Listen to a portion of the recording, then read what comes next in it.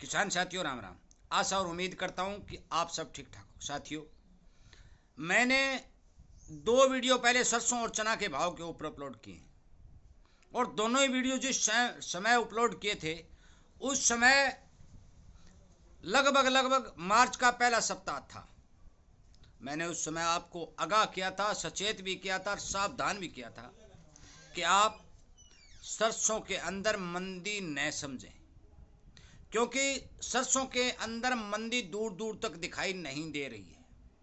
इसी बारे आज मैं चर्चा करने जा रहा हूँ। दूसरा, मैंने चने के बारे में भी आपको ये बात बताई थी कि चने में नज़दीक में तेजी नहीं दिखाई दे रही है, इसलिए लगभग 2 महीने तक चने के अंदर तेजी नहीं है। जो आज आपको पता चल गया है कि मार्च और अप्रैल मई आधा आ चुका है। अब आगे दोनों ही जिन्सों के अंदर जो संभावनाएं बन रही है वो मैं आपको बताने जा रहा हूँ। साथियों, बेचें या न बेचें वो आपकी मर्जी। मैं जो बाजार की जानकारी है वो आपको सटीक और सही दे रहा हूँ। फंडामेंटल कितने मजबूत हैं, डिमांड कितनी है, बाजार की स्थिति क्या है, केवल और केवल मैं ये बात बता रहा हूँ। नरमा के बारे में मैंने आपको ये बात बताई थी कि 265 और 270 लाख गांठ से ज़्यादा भारत का उत्पादन नहीं है। साथियों, जो डाटा निकल के आया है 262 लाख गांठ बाजार के अंदर आई है। अब देख लो किसानों के पास कितना माल है, कोई 5-7 लाख गांठ हो रहा है। इसी कारण मैं आपको ये बात बता देना चाहता हूँ कि सरसों और चने के बारे में जो मैं जानकारी दे रहा हूँ, भाव बने कितने बने अनुमानित तौर पर मैं आपको बताने जा रहा हूँ। आगे आप बाजार पर नजर रखें, सावधान और सचेत रखें, ये उम्मीद भी मैं करता हूँ और इसी तरह की जानकारी आपको मिलती रहे। इसी बात के लिए मैं आपसे ये प्रार्थना करता हूं कि आप इस किसानी चैनल को सब्सक्राइब करके सामने वाली घंटी का बटन दबा लें ताकि आपको समय रहते वीडियो अपलोड मिल सके। अब सुनिए सरसों की कहानी। मैंने उस समय कहा था कि बड़ी मंडियों के अंदर 8,000 तक और हमारे यहाँ मंडियों के अंदर 6500 तक के भाव दिखाई देने चाहिए और वो सुनहरियों साथियों बन रहा है। और क्यों कहा था कि सरसों की फसल जो थी उसकी बिजाई बेहद कमज़ोर होने, उतारा ठीक निकला परंतु बिजाई कमज़ोर होने के कारण सरसों की पैदावार जो थी वो 80 लाख टन के लगभग सिमटती हुई दिखाई दी। सरकार के आंकड़े कुछ भी कहें परंतु इससे ज़्यादा सरसों की फसल अब की बार दिखाई नहीं दे रही है। दूसरी बात, मैंने ये बात पहले भी कही, 22, 23 और 24 तीनों सालों का स्टॉक 24 में निकल गया। किसान के पास कैरी ओवर स्टॉक बिल्कुल सरसों का नील है, कोई स्टॉक नहीं है। कोई 5-4%, 2%, 4% किसानों के पास 24 की सरसों है, बाकी सरसों नहीं है, क्योंकि 6,000 के भाव मिलने के कारण किसान ने सरसों निकाल दी। सरकार के पास भी भारी भरकम सरसों का स्टॉक न तो बचा था और न अब की बार खरीद के कारण हुआ है, ये भी मैं आपको बता दूं, क्योंकि सरकार को अब की बार बहुत कम सरसों खरीदने को मिली है। जो लक्ष्य सरकार का था सरसों खरीदने का, वो लक्ष्य पूरा तो होने की दूर, वो 50 और 60% में सिमट गया, 40% की कमी रह गई। साथियों, अनुमान लगाया जा रहा है कि जो ही सर्दियां शुरू होगी, दिवाली तक के जो अनुमान बाजार के आते हैं वो ये कह रहे हैं कि सरसों 6500 प्लस हमारी बाजारों में और 8,000 रुपये उन मंडियों में बिक जाएगी जहां अब मौके पर 7100 और 7200 बिक रही है।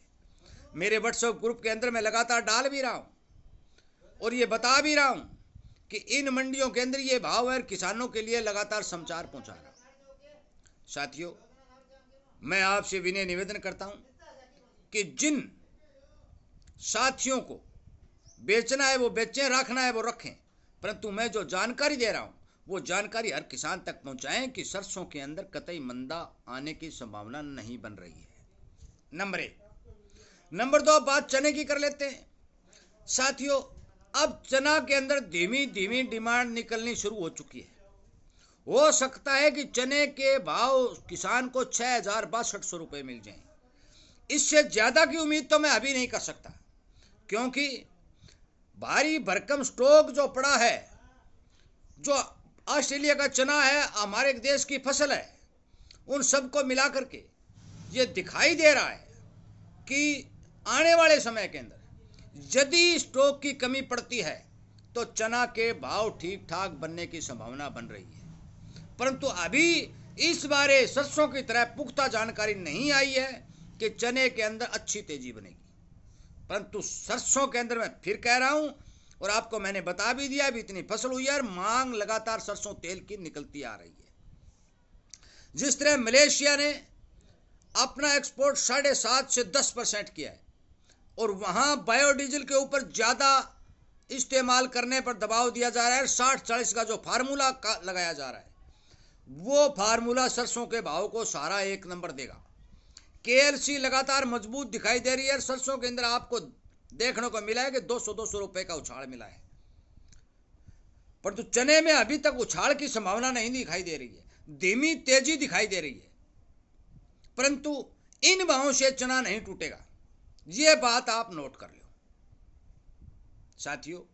मैं इसी तरह की जानकारी किसान को सचेत करने के लिए, किसान को सावधान करने के लिए आपको बाजारिक जानकारी बता रहा हूं।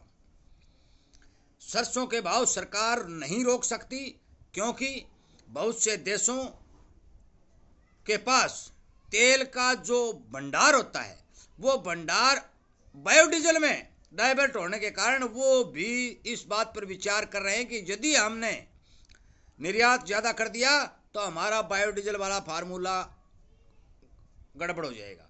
इसलिए हर देश इस पर विचार कर रहा है। पिछले साल की तरह भारी भरकम पाम ऑयल का भी इस्तेमाल भारत के अंदर आयात करने में नहीं होगा। और ये भी बता दूं कि ऑस्ट्रेलिया के अंदर भी चने के बारे में बता दूं कि चने का स्टॉक घटने के समाचार मिल रहे हैं। तो इसका मतलब साफ है कि चना भी भारी भरकम अब बंदरगाहों पर ऑस्ट्रेलिया का नहीं आएगा। पूरी साल आगे पड़ी है, ये सोच लेना। और ये सच्चाई है क्योंकि वहां स्टॉक घटने से चने के दाम $600 प्रति टन के लगभग चले गए। ये ध्यान रखने वाली बात है क्योंकि ऑस्ट्रेलिया में भी चने का स्टॉक घटा है।